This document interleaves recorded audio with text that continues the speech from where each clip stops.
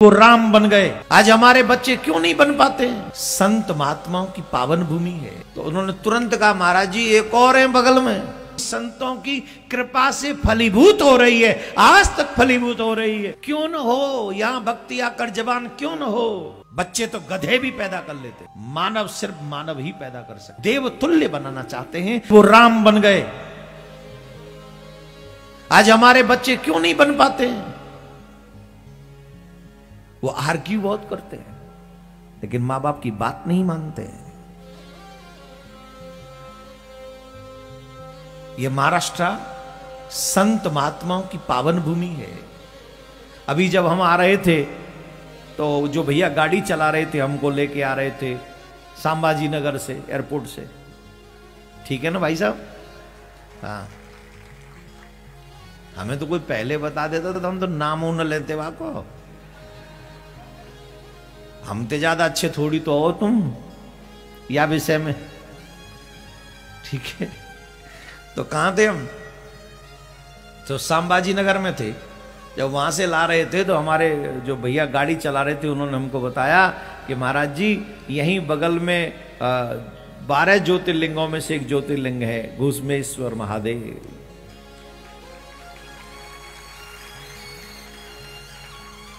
हमारे मन में भावना हुई कि बोले हम तो फिर चलेंगे, बगल में दर्शन करेंगे, अभिषेक भी करेंगे शिव जी का, अगर ये इन लोगों में कुछ आज चलेंगे एक दिन।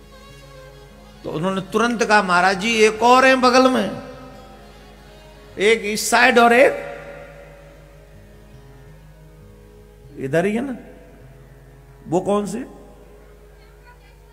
त्र्यंबकेश्वर। परमात्मा आए थे ना, पहले आ चुके कुंभ के समय में, और दूर भी है यहां से।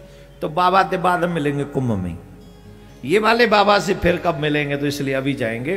तो और बताया कि यहीं पे पैठन भी है बगल में ही। नामदेव जी यहां हुए, तुकाराम जी यहां हुए, संत एकनाथ जी यहां हुए।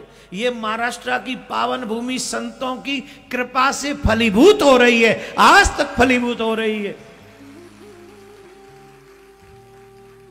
क्यों न हो यहां भक्ति आकर जवान क्यों न हो।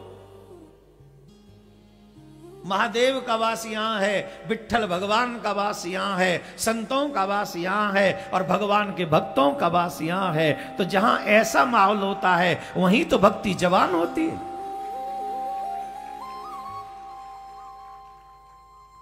और आपका और हमारा सौभाग्य है कि हम इस समय में आए हैं।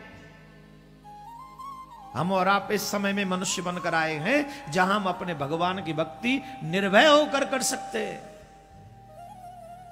एक समय वो था जब हमारी भक्ति पे भी पैरा रहता था, तलवार रहती थी या गर्दन पे, तिलक लगाओगे तो सर काट दिए जाएंगे। आज हमारा कितना सौभाग्य है, हम खुले में बैठकर भगवान की कथा कह सकते हैं और आप भगवान की कथा सुन सकते हो। ये ठाकुर की कृपा का साक्षात दर्शन है।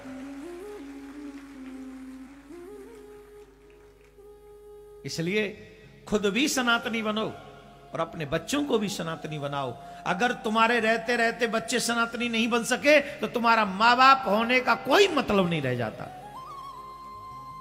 किसी काम के मां बाप नहीं।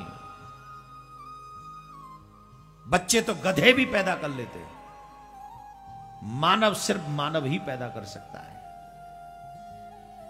और दुर्भाग्य से इस बात को कहना पड़ रहा है, आजकल मानव कम गधे ज्यादा पैदा। पशु किसको हमारे यहां कहते हैं? जिसके हृदय में भगवत भक्ति नहीं वो पशु है। भगवत भक्ति से ही मानव श्रेष्ठ होता है। जिस परम पिता परमात्मा ने हमको जन्म दिया, अगर हम उसी को न माने, उसी की पूजा न करें, उसी का आदर न करें, तो हम काहे के मनुष्य है भाई?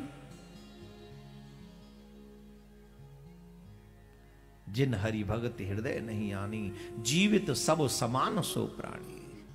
जिनके हृदय में भगवान की भक्ति नहीं, वो जीवित पशु के समान है और सब के समान है, मुर्दे के समान है।